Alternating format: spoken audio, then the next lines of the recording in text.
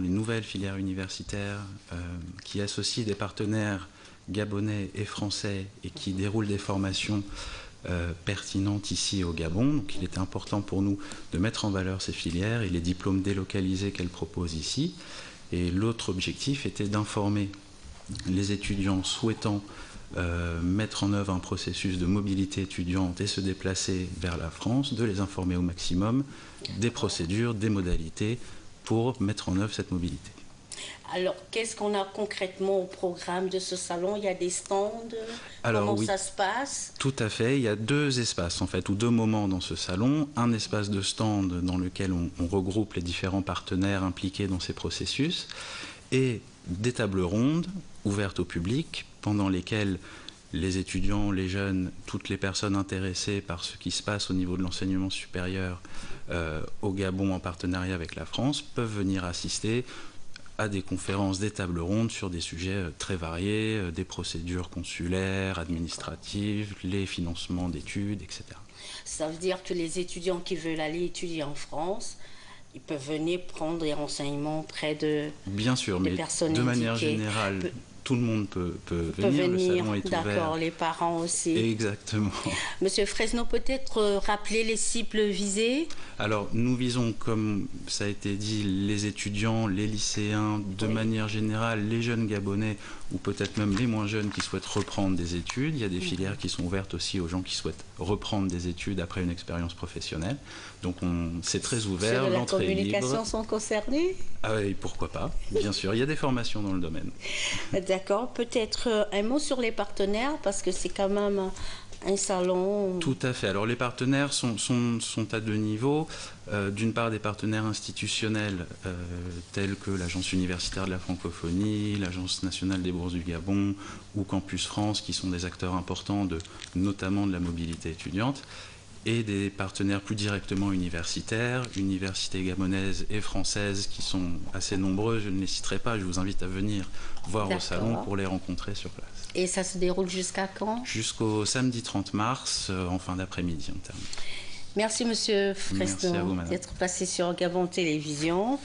D'autres étudiants en ce moment, ceux de l'association estudiantine, plateforme internationale des jeunes, qui vient d'organiser 2 jours durant un forum de formation sur le thème l'insertion professionnelle des jeunes, afin de donner à chaque étudiant les outils nécessaires à la recherche d'emploi après les études. C'était un reportage de Cabrel Guilain-Lemami et Amédée Ndougou de notre rédaction.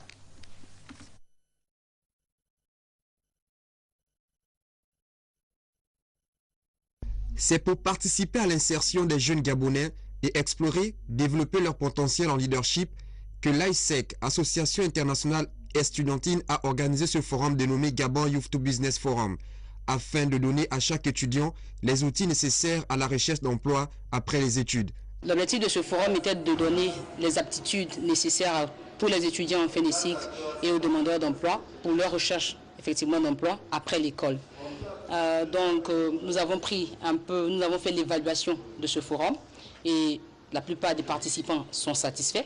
Et ce qui fait que nous aussi nous sommes satisfaits, ça veut dire que l'objectif il est atteint et si on doit l'évaluer, le forum a été positif dans l'ensemble.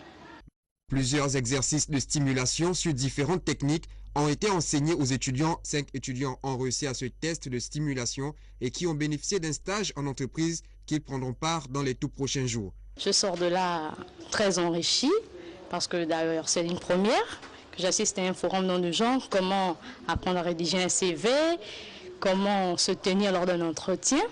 Donc c'est complètement un sentiment de satisfaction. Cette expérience était vraiment enrichissante. Et pour une première fois, on aimerait que les choses se perpétuent dans l'avenir afin que AISEC puisse toujours œuvrer dans le bien-être de l'étudiant gabonais. Notons que l'AISEC, qui est une plateforme internationale des jeunes, a été créée en 1948, dont les membres s'intéressent au management, au leadership et aux problèmes du monde, tels que l'éducation, le VIH, le chômage, pour ne citer que ceux-là. L'AISEC est présent dans 112 pays et territoires ainsi qu'au Gabon depuis 1997. Le ministre de l'Économie, de l'Emploi et du Développement durable porte à la connaissance des employeurs et des travailleurs que conformément aux dispositions du décret numéro 00727 PR du 29 juin 1998, réglementant le régime des jours fériés en République gabonaise et modifiant son article 2 par le décret numéro 00484 du 26 mai 2004, les journées du dimanche 31 mars Pâques et du lundi 1er avril 2013, lundi de Pâques, sont déclarés fériés, chômés et payés sur toute l'étendue du territoire national. Nous y reviendrons à l'Assemblée nationale. Rectification d'un traité de défense entre le Gabon et la France en présence du ministre de la Défense nationale pour une durée de 5 ans. Le récit de Jules Daflor au débat. Dirigé par la Commission des Affaires étrangères, de la coopération internationale et de la défense nationale, sous la houlette du président Philippe Nzenge Maïla, les travaux de ce jour portaient sur le vote autorisant le président de la République à ratifier le traité instituant un partenariat de défense entre la République gabonaise et la République française. Présenté aux honorables députés par le ministre des Affaires étrangères Emmanuel Isso Zengonde, qu'accompagnait le ministre en charge du département de la Défense, Rufin Paco Monzunga, ce traité s'inscrit dans la refondation des relations entre la France et le continent africain. En fait, l'objectif global visé par le nouveau traité est de renforcer les capacités militaires opérationnelles de notre pays. À travers cet objectif, on peut bien sûr examiner, on peut percevoir les moyens permettant d'atteindre les buts visés par les deux pays, par les deux parties, en instituant ou en négociant ce traité. Signé en février 2010, le Gabon accusait du retard dans l'application des échanges liés à ce partenariat. Grâce au concours de l'Assemblée nationale, notre pays va bénéficier pleinement des enjeux novateurs de ce traité. Le soutien technique, à travers ce traité, les forces de défense gabonaises pourraient bénéficier de façon encore plus appuyée du soutien technique du gouvernement français, sinon des forces de défense françaises. Il y a la formation, domaine par excellence, visé par le partenariat établi par le nouveau traité. Et enfin, il y a l'organisation d'exercices liés à la stratégie conjointe Union européenne-Afrique, adopté à Lisbonne au sommet Union européenne-Afrique de décembre 2007. Ce traité a une durée de 5 ans renouvelable selon la volonté des deux pays. Fort de son importance dans le développement des mécanismes de sécurité et de maintien de la paix, le ministre Issa Zengonde, en répondant aux préoccupations des honorables députés, a invité l'assistance à adopter ce texte afin que notre pays poursuive sereinement sa mission d'artisan de paix dans la sous-région. Le groupe parlementaire du Parti démocratique gabonais s'est réuni au Sénat. À l'ordre du jour de cette réunion, la rentrée parlementaire du groupe et le prochain congrès national du PDG, Guy Roger Lendira, Hilarion Akombo, Alfred Robaki. Présidée par Mme Georgette Coco, présidente du dit groupe parlementaire, la réunion était axée sur la rentrée parlementaire et les activités concernant cette formation politique. Les vénérables sénateurs PDG ont évoqué lors de cette rencontre les activités liées au renforcement des capacités de cette formation politique, les travaux législatifs pour l'année 2013 avec notamment la question sur la décentralisation, les prochains congrès provinciaux qui interviennent ce week-end avant le congrès national qui procédera au renouvellement des cadres des organes nationaux du Parti démocratique gabonais, congrès prévu à Libreville les 5 et 7 avril prochain. Occasion pour le président du groupe parlementaire PDG au Sénat de rappeler la note du secrétariat exécutif aux secrétaires fédéraux qui devraient analyser et assainir les listes des militantes et militants du Conseil national et du Comité central sur la base des listes issues du dernier congrès. Objectif, redynamiser le parti par la promotion de nouvelles élites. Les femmes et les jeunes seront prioritaires en application des orientations du distingué camarade président du parti.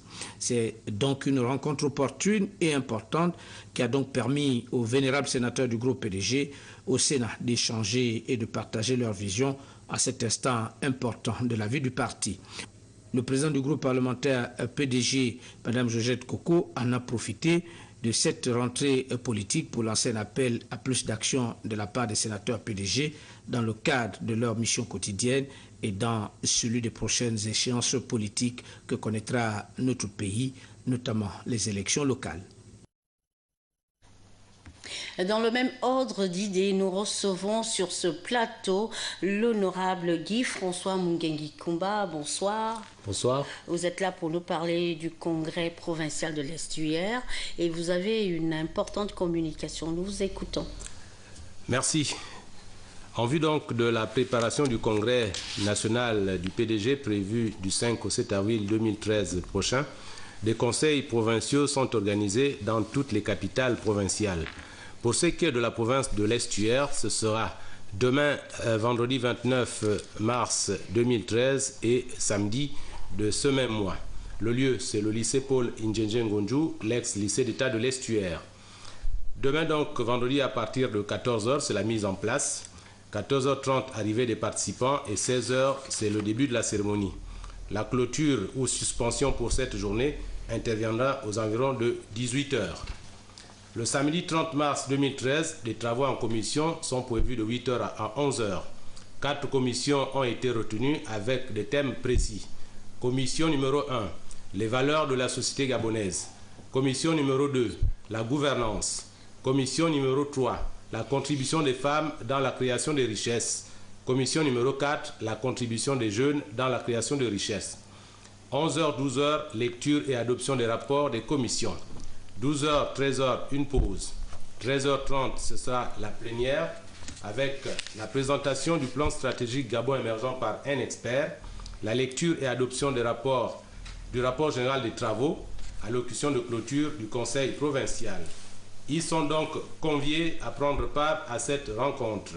Les membres du comité permanent du bureau politique, les membres du bureau politique, les membres du secrétariat exécutif, le directeur et le directeur adjoint du centre d'études politiques, les membres des bureaux nationaux de l'UFPDG et de l'UJPDG, les conseillers du distingué camarade président, les membres du conseil des sages, les cadres du parti ayant de hautes fonctions républicaines, les trésoriers provinciaux, les membres du conseil de discipline, les membres du conseil national, ceux du comité central, les secrétaires provinciaux, les secrétaires communaux et d'arrondissement. Merci, honorable, pour toutes ces précisions. De la même formation politique, la camarade Georgette Coco, membre du comité permanent du bureau politique, invite le secrétaire provincial du PDG, les membres du secrétariat exécutif, les camarades conseillers du distingué camarade président du parti, les camarades membres du bureau politique, les membres du gouvernement ressortissants de la province de Logoué-Ivindo, les parlementaires PDG, les membres du Conseil national, les membres du comité central à prendre part à une réunion qu'elle présidera le vendredi 29 mars 2013 à 18h dans la salle polyvalente de Makoko. La présence de tous est vivement souhaitée. Dans le reste de l'actualité, après le naufrage d'une pirogue au Cap Estérias, près d'une tonne de chanvre saisie dans l'embarcation. Vous vous souviendrez que cette pirogue en provenance du Nigeria avait chaviré la semaine dernière au large des côtes du Cap Estérias. Le récit des faits avec Yves Oyono. Les images sont de Joseph Biyougué. Après cette multitude de corps inertes découverts sur la plage du Cap Estérias il y a quelques jours, la fameuse pirogue aux multiples malheurs est désormais visible. Nous avons saisi la brigade nautique hier soir et ce matin nous avons effectué l'opération en présence de monsieur le maire du Cap Estérias, la gendarmerie du Cap Estérias, le ministère de l'Intérieur. Et nous avons eu le regret de voir ce que vous voyez derrière nous. Au total, 14 sacs de cannabis ont été retrouvés dans cette pirogue. En provenance du Nigeria, cette embarcation de fortune qui transportait une 60aine de clandestins à la recherche d'une vie en mieux vient d'être tirée vers la côte. Vous savez que le Cap Estérias, c'est une frontière et nous subissons effectivement ces cas de figure. Cette pirogue de tous les dangers ne contenait pas que des clandestins. Il y avait du cannabis aussi, beaucoup de cannabis. Le ministre de l'Intérieur